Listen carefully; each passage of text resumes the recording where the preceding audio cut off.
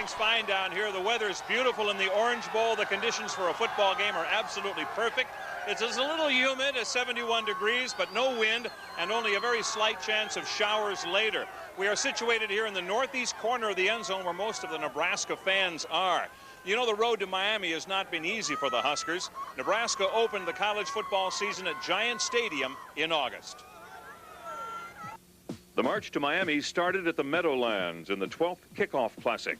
The Sunday matinee before a national TV audience brought rave reviews. The 4th-ranked Huskers thumped 23rd-ranked West Virginia 31-0. Quarterback Tommy Frazier turned in an award-winning performance. He accounted for 230 total yards and had a hand in all 4 touchdowns. The Nebraska Black Shirts were just as impressive. The Huskers held the Mountaineers to 89 total yards. West Virginia never had a chance. Nebraska registered 8 sacks and gave up only 8 yards rushing. The 3rd-ranked Huskers were on notice as a team to watch. 11 days later, the Huskers were in Lubbock to face the Red Raiders of Texas Tech before a national cable audience. Tommy Frazier reeled off the longest touchdown of his career with this 55-yarder in the first quarter. But the game was still in doubt until the middle of the 3rd quarter when Lawrence Phillips broke free up the middle. He finished with 175 yards to lead Nebraska to a 42-16 victory over Texas Tech. The jury was still out on the Nebraska team until September 18th, when 12th-ranked UCLA came to Lincoln for the home opener. Nebraska unveiled its new Husker Vision replay boards and a ground attack that rolled over the Bruins. The Husker rush job produced 484 yards. It was the most yards given up by the Bruins in 50 years. The Husker offensive line opened up plenty of holes for Lawrence Phillips, who ran for 178 yards. The most spectacular run of the day came on a 60-yarder late in the 3rd quarter. The Huskers lived up to expectations with a 49-21 win. The next game against Pacific University turned out to be more like a scrimmage for the Huskers. Tommy Frazier was allowed to start, even though he was bothered by a recurring tightness in his right calf. The game got ugly fast. Lawrence Phillips came with the longest run of the season with this 74-yard touchdown. Nebraska tied the modern-day school record for most points in a half with 49. Everybody got to play in this one, including scout team quarterback and former team manager Adam Kucera. After racking up 699 yards on offense, the Huskers had come away with a 70-21 victory. But there wasn't any celebrating the next day when doctors discovered a blood clot in the right leg of Tommy Frazier. The news shocked Husker fans. Doctors recommended that the Heisman Trophy candidate sit out the rest of the season. Nebraska's hopes of a national title looked in jeopardy. The spotlight was now on Brooke Beringer, who made his first collegiate start against Wyoming. But the Husker offense wasn't the only concern. The pesky Cowboys picked the Nebraska defense apart for 344 yards and took a 21-14 lead at halftime. Beringer rose to the challenge and engineered 3 straight scoring drives in the 3rd quarter. The Huskers went on to post a 42-32 come-from-behind victory. After the game, it was learned that Beringer had suffered a partially collapsed lung. The Huskers' depth at quarterback suddenly became a huge concern. In case you couldn't tell, the Huskers, some of them at least, have entered the field in uniform with their shoulder pads, and the crowd's going nuts. Nebraska entered the Big 8 season undefeated at 5-0 this year, but with Tommy Frazier out of the lineup, all eyes turned to a backup quarterback from Goodland, Kansas.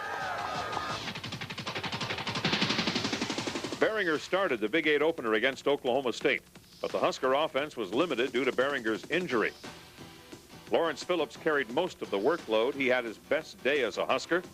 Phillips carried the ball 33 times for 221 yards. At halftime, Beringer was taken to the hospital for more x-rays on his lung, which had collapsed again. Sophomore Matt Turman took over at quarterback in the 3rd quarter and engineered 3 scoring drives, including a 2-point conversion to Eric Alford. Nebraska downed the Cowboys 32-3. The Huskers faced a tall order the next week in Manhattan, where they took on the 11th-ranked Kansas State Wildcats. Matt Turman became the first walk-on at Nebraska to start at quarterback in 9 years. While the Husker offense was limited to just a few plays, the Nebraska defense used numerous defensive schemes to stop the all-Big 8 quarterback, Chad May. This interception by Troy Dumas ended a Wildcat drive right before halftime. May put the ball in the air 48 times, but many were batted away. Baron Miles set a school record with 6 passes broken up. The pass rush was tenacious, too. May was sacked 6 times in the game. The Huskers left Manhattan with a 17-6 victory. The Huskers traveled to Missouri the next week, where they tuned up for their showdown with Colorado. The offense was still limited as the Nebraska coaches protected Behringer from any unnecessary hits. The junior quarterback responded with 152 yards passing and a career-high 3 touchdowns. Even though Lawrence Phillips was still nursing an injury to his left thumb, he managed 122 yards rushing and 1 touchdown. The Husker Blackshirts kept Missouri in check by holding the Tigers to 198 total yards and 1 touchdown. Nebraska was still undefeated after a 42-7 win. The stage was set for the meeting in Lincoln against second-ranked Colorado. The 200th sellout crowd at Memorial Stadium watched as the Huskers rolled to an impressive 24-7 win. Fullback Corey Schlesinger got the scoring started on a 14-yard touchdown in the first quarter. The Huskers also surprised the Buffaloes with 9 passes to its tight ends, Eric Alford and Mark Gilman, for a total of 124 yards. Nebraska capped off a 73-yard drive right before halftime on a run by Clinton Childs, and the Huskers led 17-0. Nebraska struck again on its first possession of the second half when Behringer hit Alford for a 30-yard touchdown. The Huskers were in control, 24-0. Nebraska's defense just as impressive. The Blackshirts held the nation's number 2 ranked offense to just 1 touchdown. The homecoming crowd celebrated the 24-7 win by tearing down the goalposts. The victory also made believers out of the pollsters, who voted Nebraska the number 1 team in the nation. The Kansas game marked the final appearance for the seniors in Memorial Stadium. Any fears of a letdown after the Colorado game were calmed when the Huskers scored 31 points in the first 19 minutes. The Blackshirts set the tone early by intercepting 2 passes in the first 3 plays from scrimmage for Kansas. Behringer had his best day as a quarterback. The junior from Goodland, Kansas, passed for 267 yards. He also connected with Lester Johnson for the longest touchdown pass of the season. It was the most passing yards by a Husker quarterback in 16 years. And the top-ranked Huskers romped to a 45-17 win.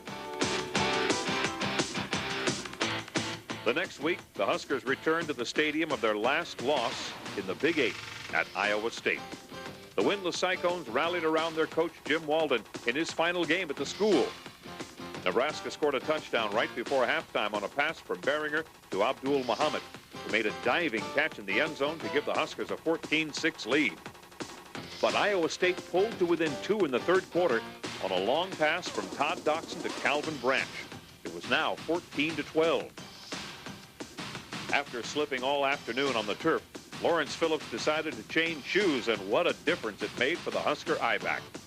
Phillips rushed for 120 of his 183 yards in the last 9 minutes to help the Huskers pull away. Nebraska escaped Ames with a 28-12 victory.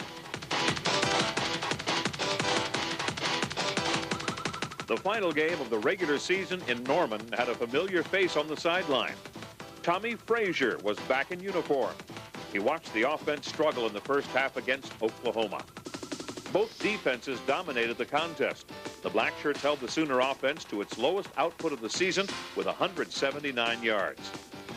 The only points the Huskers could come up with in the first half was on a 46-yard field goal by Darren Erstad. The game was deadlocked, 3-all at halftime.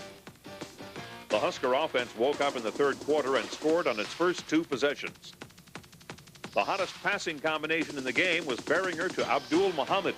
They teamed up 5 times, including this 44-yarder in the fourth quarter. Beringer scored the only touchdown of the game from 1 yard out to give the Huskers a 13-3 victory. For the 4th year in a row, Nebraska had won the Big 8 championship.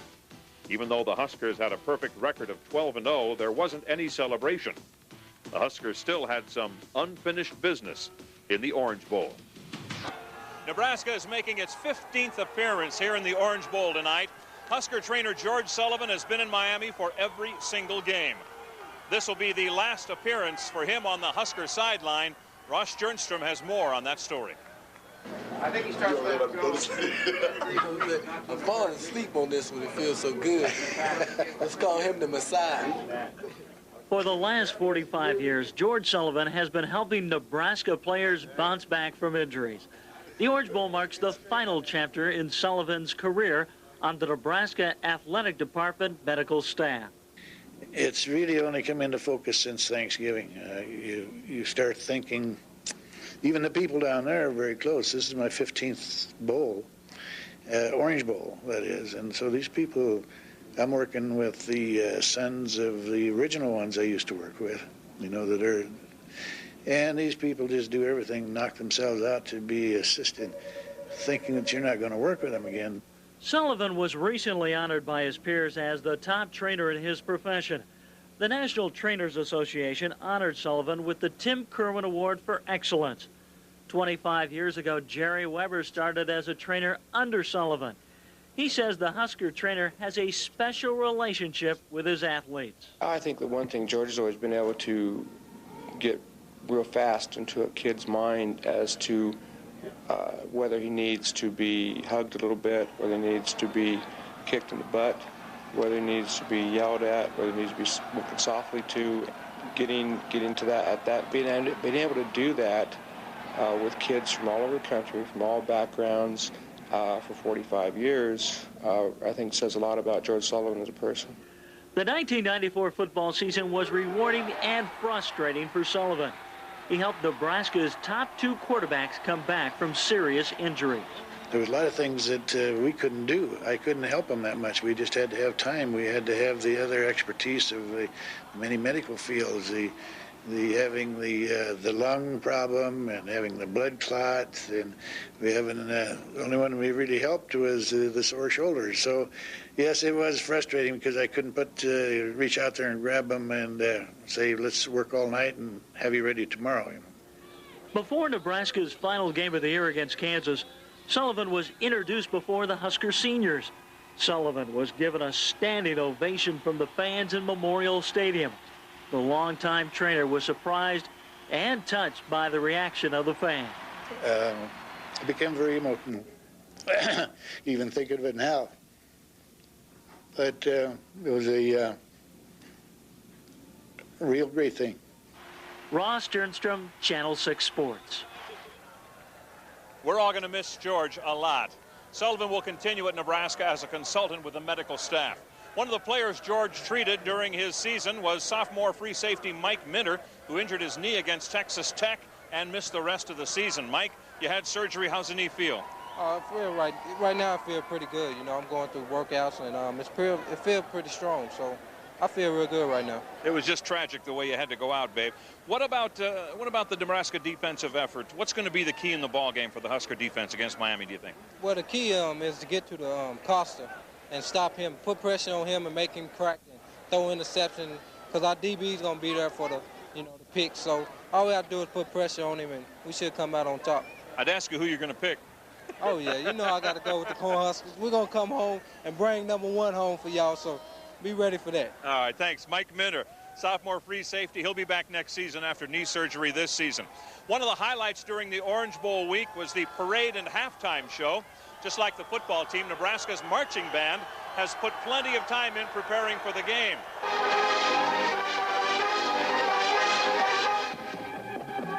The Cornhusker Marching Band has spent hours of rehearsal time preparing for its 6-minute performance prior to the kickoff of tonight's Orange Bowl. The trip to Miami is part of a reward for a championship season. So many bands that when they go to a bowl game, it's once in a great while, but they have this 26-year tradition of going to bowl games. This is just, it's an unbelievable reward. This is the largest marching band that Nebraska has ever sent to Miami. 296 musicians will perform in the pregame show. They believe the band is an asset to the team's success. I think the band has a lot of morale factor as far as the whole game is concerned and as far as the team spirit and the team playing is concerned. I think if we weren't there, we're like the heartbeat of the football stadium, you know. If we weren't there, then I think we'd kind of be dead a little bit. You know, we get the cheers going and everything and fight songs, so I think it's a big part of the atmosphere, the whole football atmosphere. When the band marches on the turf at the Orange Bowl, they know what to expect from the Miami fans. It's kind of funny because usually we go down and they boo us before we start playing, and then when we get done playing, they usually cheer us and clap us on, even the Miami people usually. The big difference for the marching band tonight will be the support from the 15,000 Big Red fans at the game. We've had such small turnouts the last couple of years, and we're all very excited to be able to walk into the stadium on New Year's night and see 15,000, 16,000 folks in red. I think it's going to be a great night.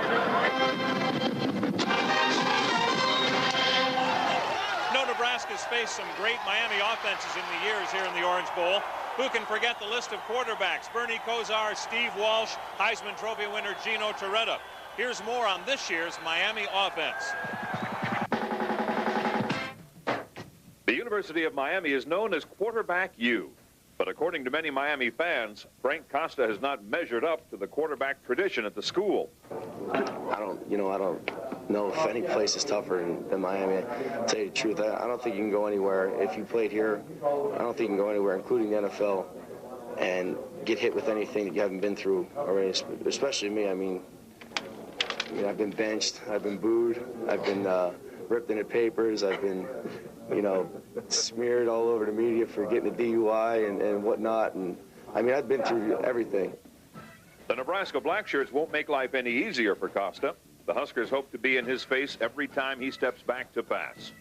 It's going to be really important because he runs their whole offense. And, if we can get to him first, and get in his mind a little bit, they're going to have a hard time moving the ball, running or passing. For Costa to be successful, the Canes need to establish a running game. The key to victory will ride on the legs of Miami's James Stewart. To me, the defense is no different from any other defense that I have played against. It's a matter of my offensive line executing their blocks and me reading off their blocks, making the right reads, getting in the open, trying to score a touchdown. But are the Huskers buying the notion of Miami running the ball first? No, not really. I mean, a lot of teams think they can, beat us by passing the ball. I mean, we've been successful this whole year of stopping the run, and I'm figuring that they're going to try to pass the ball. They have a very good running back, and I don't know. I guess if they say they're going to run it, they're going to run it. I don't know. We'll see Sunday. Last year, the Blackshirts came up with a brilliant game plan against Florida State and nearly won the ball game.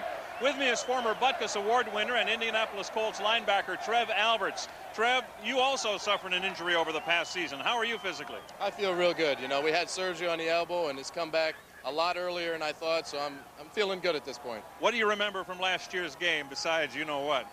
Well, I remember the loss, but I remember the team that showed a lot of heart and courage and a whole state that got behind us and a lot of fun, and I just have great memories from it.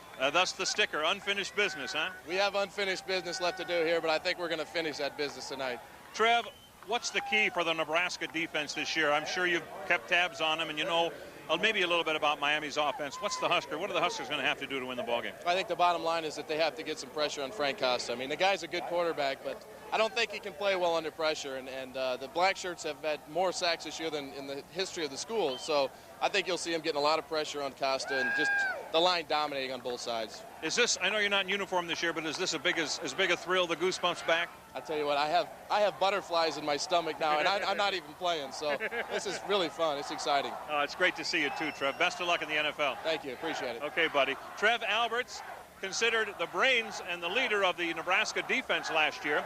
And there's no doubt who holds the title on defense this year as far as brains are concerned, and on offense too. John Chapman has the story of Rob Zadiska. Rob Zadiska is the perfect student. Last month, the Husker offensive tackle received the Honda National Scholarship Award as the top scholar athlete. It was a moment the Lincoln native won't soon forget. I never really set out to get that award, which almost kind of makes it all the nicer that you do get recognized for some of the time and effort that you put in off the field. Zadiska became the first player in Tom Osborne's tenure to graduate with a perfect 4.0 average. He never had anything less than an A in his scholastic career. Last May, Zadiska earned a degree in biological sciences and is currently taking graduate classes. Zadiska never looked at the long hours of studying as work. It's like I said, the big thing is I've had fun with what I was doing. I've liked biology, which is my major. I was always kind of like the little kid who's always wanted to cut things up and see what was going on the inside. So I've just had fun with it, and that's helped me the most, I think. There is no defensive tackle that will outsmart Zadiska on the football field. The two-time academic All-American has played in every game since September of 1991. Even though Zadiska was named to the All-Big 8 first team this past season, he doesn't see pro football in the future. Medical school looks like the next step. Before he becomes Dr. Zadiska, he has one final exam in the Orange Bowl. The Miami game could be his toughest test as a Husker. Up to this point, some of the best ones we've faced would probably be, say, like Miami in the 1992 Orange Bowl, I guess it was. And this one's right up there with that, #1 in the nation in defense. And so it's kind of hard to argue that this is not going to be the toughest one. I think it will be. Regardless of the outcome, Rob Zadiska has already proven he is a champion on and off the field. John Chapman, Channel 6 Sports. As you've been able to see tonight, there's plenty of big red in Miami this week. 15,000 or more Nebraska fans made the trip to South Florida, and Mike McKnight caught up with some of those big red fans.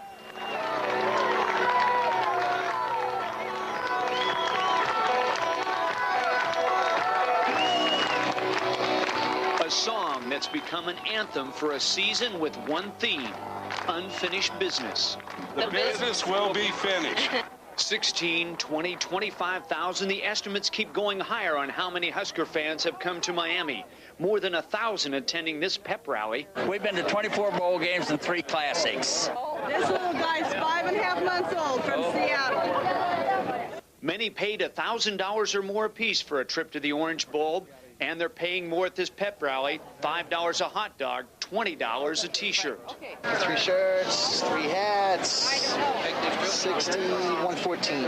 There's a feeling among these fans that Nebraska will win the national championship this time, a confidence UNL Chancellor Graham Spanier wears on his chest. And I decide I'm going to wear it for good luck, and the team's going to make it come true.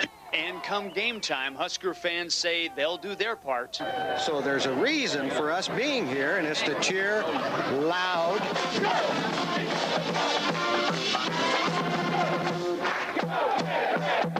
There's no sound like Hail Varsity, or there is no place like Nebraska to attract Husker fans. But maybe close behind is the sound of the waves splashing up on Miami Beach.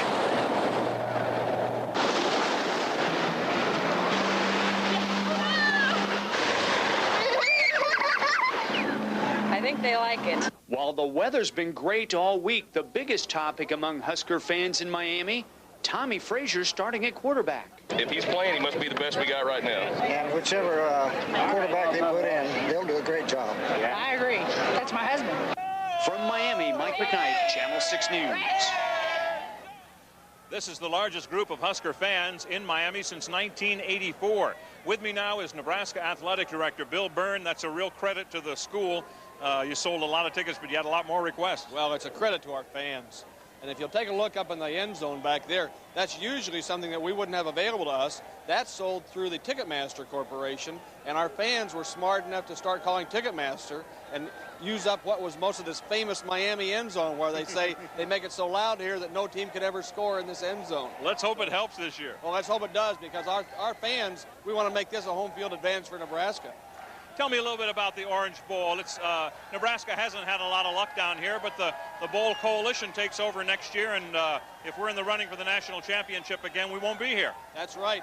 And hopefully if we're 1 or number 2, we're going to be in Phoenix, Arizona playing in the Fiesta Bowl. Or if we're 3 or 5, we will be in the Sugar Bowl in New Orleans. It would only be if we were 4 or 6 if we'd be back here in Miami. I hope that we're 1 and 2 and we're playing in the Fiesta Bowl. We've had some fun down here this week with the locker room situation and the elephants out on the practice field the other day. Something always seems to happen down here. You know, when they told us about the elephants, honest, the first thing that went through my mind was they were talking about the Miami offensive and defensive linemen. That was really the first thing that this is nuts. I mean, putting animals relieve themselves, and they have all over the field. Yes, it's terrible out here. I just can't imagine them doing this. But he's kidding, of course, folks. Bill, thanks so much for being with us. Thanks for being with us, buddy. Let's bring him in, huh? Victory. Nebraska Athletic Director Bill Byrne. I'll tell you, it wasn't all work for the Huskers this week. They know how to have fun in the sun, too, and Ross Jernstrom has more.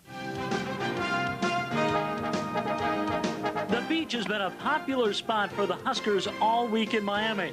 Some of the players tried to dodge the waves off the Atlantic Ocean. No, we don't dodge. We take them straight on. Yep. We just plunge right in. Heads up. If the salt water was too much, you could play a game of sand volleyball outside the Sheraton Bell Harbor Hotel, the headquarters for the Nebraska football team on Miami Beach. The players have also enjoyed the nightlife of Miami. At the Seaquarium, the Huskers' Tommy Frazier found plenty of shrimp at the seafood buffet. The Husker offensive line settled for beef, and there was plenty of steaks and ribs for the big boys up front. The most popular night spot in Miami is the Cocoa Walk. The players enjoyed a variety of shops and restaurants, including Dan Marino's. The menu of the Dolphin quarterback attracted signal caller Brooke Behringer. Feels good. It feels real good. It's a lot of fun here.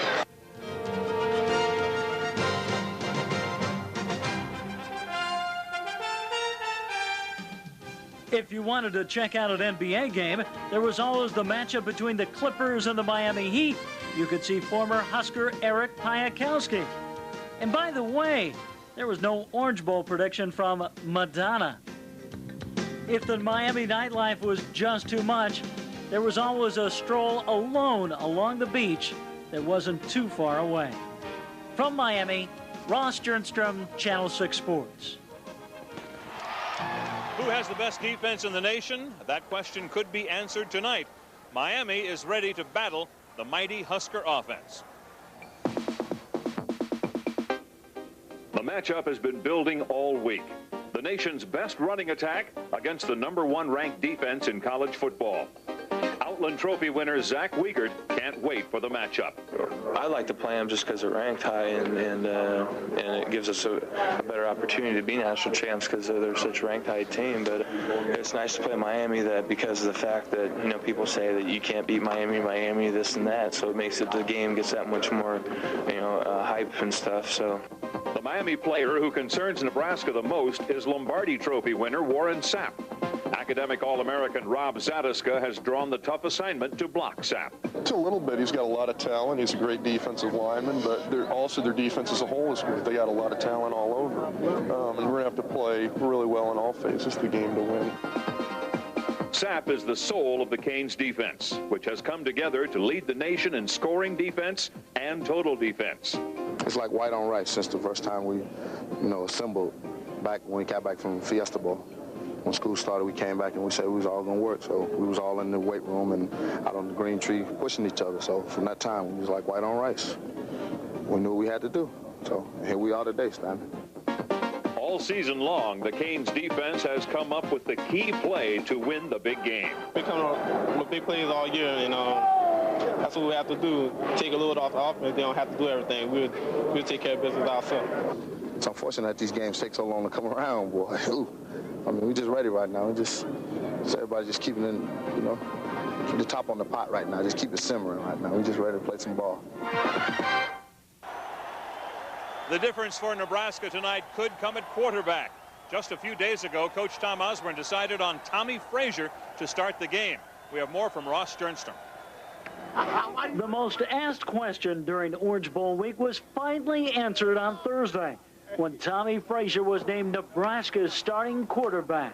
Well, I'm happy about it, but it's just something that the coaches felt that was the right thing for him to do right now. And as I was saying all along, it doesn't matter about who starts the game, it matters about who finishes it. Even though Frazier received the starting nod, Brooke Behringer is expected to see action early in the game. It doesn't mean that Tommy's going to have more snaps in the game than Brooke. It could very well go either way in terms of who plays the most. I expect Tommy to play well, and I expect to go in and play well.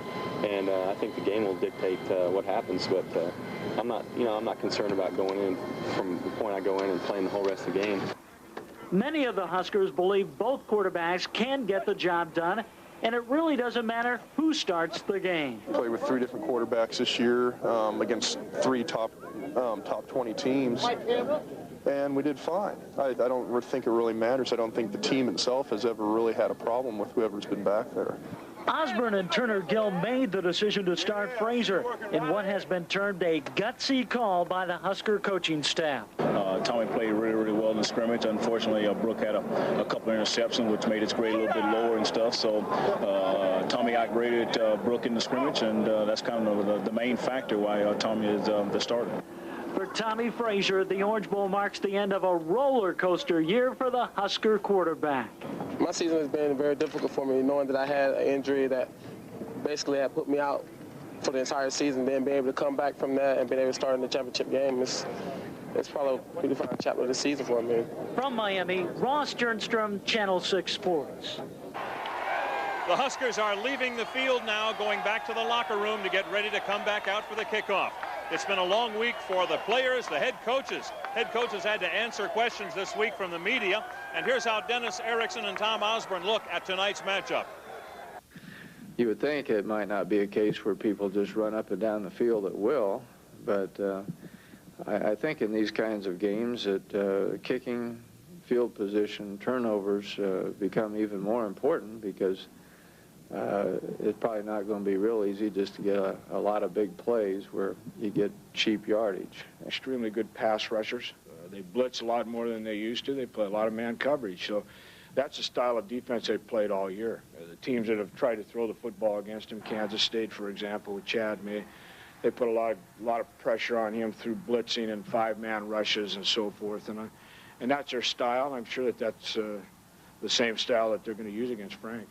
Gee, I would love to win a national championship. And I don't want anybody to think that that's not true. I think as long as it depends on the ballot box, and there's so many parameters that are difficult to control, the luck of the draw and who you play, where you play them, all those kind of things.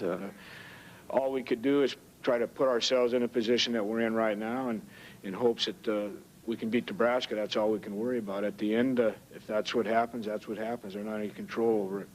I don't get quite as caught up in it as just playing well. I hope we play well. That's the main thing. And we've prepared well, so I think we'll play well. And so I'm kind of anxious to see what's going to happen.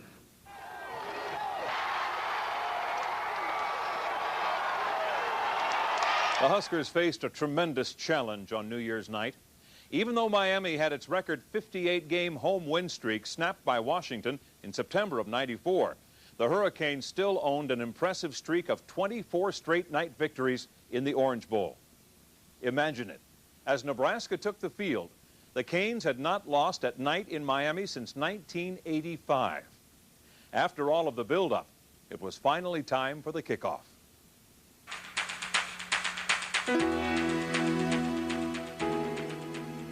Despite 7 consecutive bowl losses, the #1 ranked Huskers were loaded with confidence as they rushed onto the Miami turf.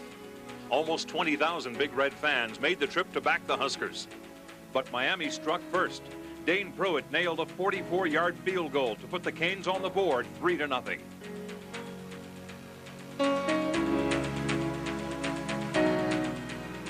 The spotlight was on Tommy Frazier. The Husker quarterback had not taken a snap in a game since September. On his second series, Frazier made a costly mistake. He passed downfield and was picked off by Miami's Carlos Jones at the 3-yard line.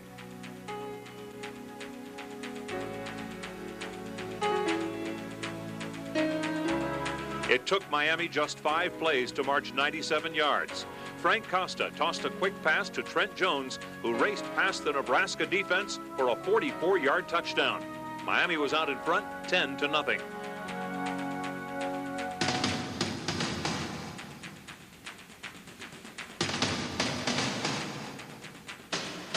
In the second quarter, Brooke Beringer replaced Frazier at quarterback.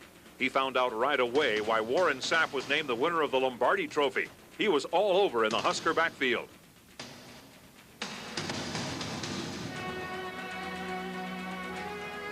On Beringer's second series, he drove the Huskers down to the 19, where he rolled out and tossed a perfect pass to tight end Mark Gilman in the end zone. Nebraska was back in it. The Huskers trailed 10-7 at halftime.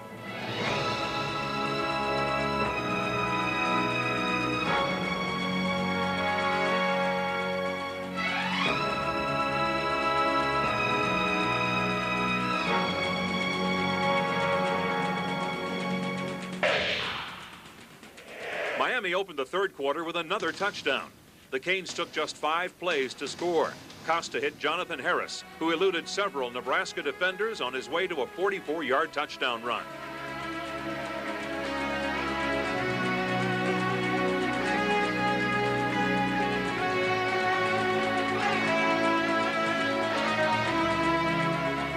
The Canes were now up 17-7, and there was concern on the face of every Big Red fan.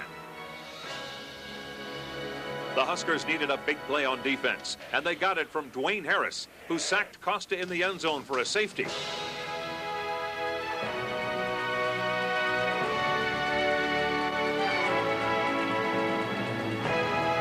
Nebraska was now behind by 8 points.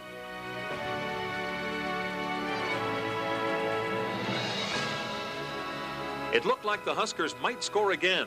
Beringer hit Abdul Muhammad 3 times. The passing combination teamed up for a total of 48 yards.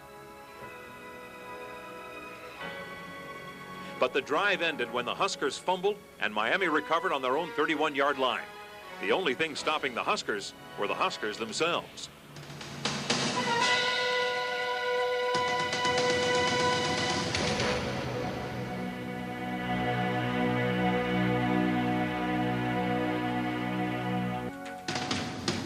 Nebraska had another chance to score at the start of the fourth quarter when Miami's Pruitt kicked the ball out of the end zone after a bad snap. But an interception by Beringer ended that threat. All season long, the Black Shirts had given the Huskers a lift when they needed it. Harris sacked Costa for another loss. The Nebraska defense was absolutely incredible in the fourth quarter. The Black Shirts did not allow the Canes a first down in the final period. When Nebraska got the ball back with 8 minutes to go, Osborne rolled the dice again and called on Tommy Frazier to come back at quarterback. Frazier went to the option game right away. He pitched the ball to Lawrence Phillips, who weaved his way through the Miami defense for 25 yards. The mighty Miami defense starting to show signs of fatigue.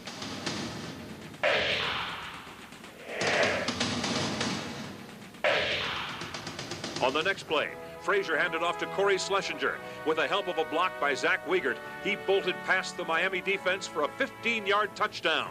2 plays in 33 seconds, but the Huskers still trailed 17-15. Osborne decided to go for the 2-point conversion. Frazier drilled a pass to Eric Alford in the end zone. The game was all tied up at 17 all. All the momentum had shifted to the Huskers. Nebraska got the ball back again with 6.5 minutes left. On 3rd and 4, Frazier scrambled free for 25 yards. The quarterback's fresh legs proved to be the difference in the final minutes.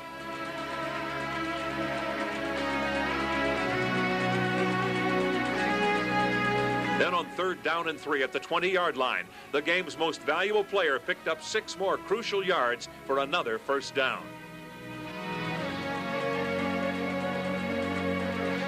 That set the stage for the winning touchdown from the 14. Schlesinger bolted up the middle to the end zone. The senior from Duncan, Nebraska had scored 2 touchdowns in the final 8 minutes. For the first time in the game, Nebraska was in the lead 24-17.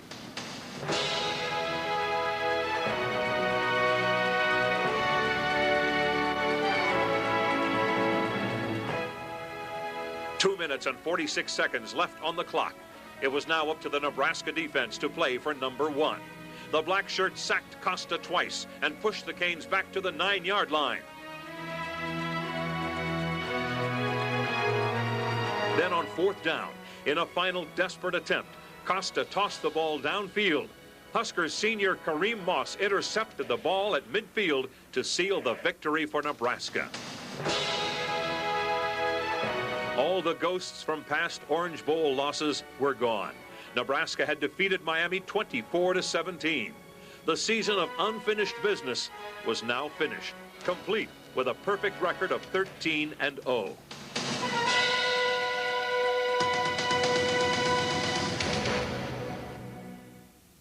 What a fourth quarter by the Huskers.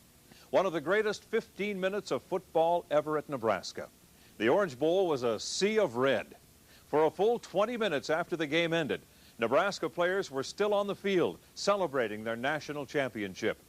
Immediately after the NBC broadcast of the game, Channel 6 was right back to the field to let our viewers share in the celebration with the players, the coaches, and others who